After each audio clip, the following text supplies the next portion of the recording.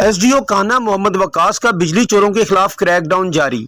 गुज़श्ता महीने तकरीबन 40 बिजली चोरों के खिलाफ एफआईआर दर्ज करवाई गई, लाखों की रिकवरी करवाई। तफसीलात के मुताबिक एससी साउथ सर्कल की हिदायत पर एक्सीएन कोर्ट लखपत की जेर निगरानी एसडीओ कान्हा मोहम्मद वकास ने बिजली चोरों के खिलाफ क्रैकडाउन करते हुए तकरीबन 40 बिजली चोरों के खिलाफ एफआईआर दर्ज करवाई और लाखों की रिकवरी करवाई।